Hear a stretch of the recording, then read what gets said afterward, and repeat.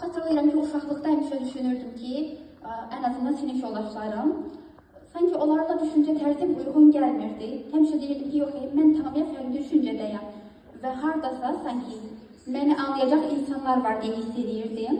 Və həmişə xəyal edirdim ki, böyüyəndə necəsə bir çevrə quracam, necəsə insanlar tanıyacam, hansı ki məni anlayırlar, mənim kimi düşünürlər, həyatla bağlı, müxtəlif mövzularla bağlı.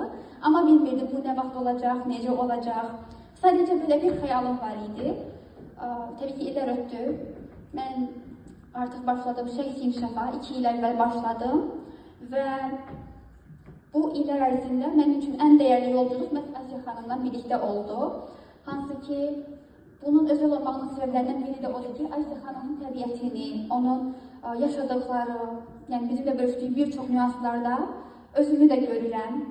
Necə, yəni yaxın hiss elədiyimi də anladıqca, yəni bu mənə elə hiss elətdirir ki, həqiqətən arzum necəsə gerçəkləşdi.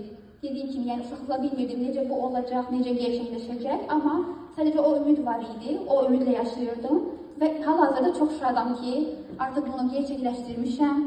Ümumiyyətlə, yəni bir il ərzində müxtəlif təlimlərə qatılaraq, məhz Asiya xanımın təlimləri ilə o qədər dəyişim yaşamışam ki, daha çox da mənəvi olaraq, yəni həyatı qəbullanmaq olsun, özümü daha yaxşı tanımaq olsun, öz təbiətimə uyğun işimi qurmaq olsun, məsələn, coachluq sahəsi. Mən zaten təxmin etmişdim ki, bu sahə mənə çox uyğundur. Yəni, müəyyən qədər bilirdim ki, danışmağı çox sevirəm, motivasiya verməyi, təcrübələrimi bölüşməyi. Biraz da tənbəlliyyət məndə də var. Və mənə onlar dedikcə, Asiya xanım bizə bunu proqramladıqca gördüm ki, sanki mən də zaten buna aid imişəm. Yəni, hal-hazırda bu təəssüratlardayam, istəyirəm ki, bunu sizə ötürüm.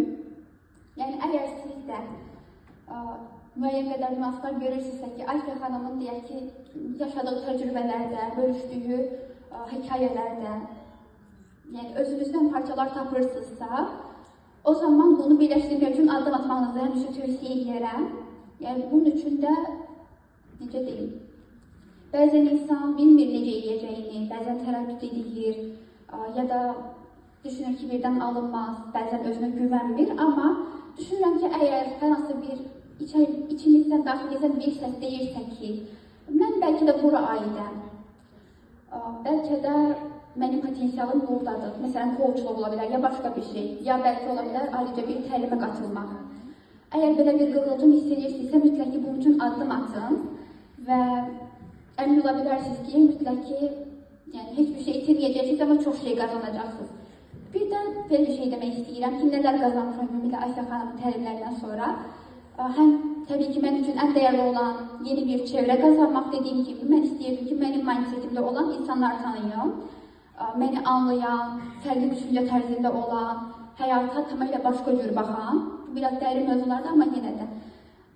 Yəni, bu ən dəyərli nəticələrindən biridir. Digər tərəfdən isə, məsələn, insanları günahlandırmadan, heç kimi qınamadan bütün məsələlərin səbəbini anlaya bilmək ki, məsələn, bugün nə isə yaşadım, yaxşı ya da pis fərq yoxdur, bunun səbəbi nə ilə bağlıydı.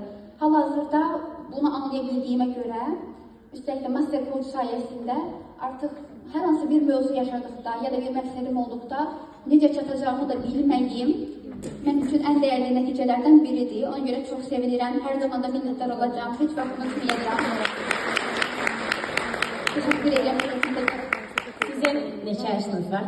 20 yaşım var. Əla. 18 yaşımda başlamışdım. Əla. Deyiblərəm yəni. Görürsünüz, hər yaşda başlamaq olar. Təşəkkür edirəm sizə. Masasız olacağım orada. 3 nəfər daha qaldı, amma istəyirəm texnikamızı eləyək yavaşdan, sonra keçək. Enerjiniz necədir? Eləyə bilərik texnika.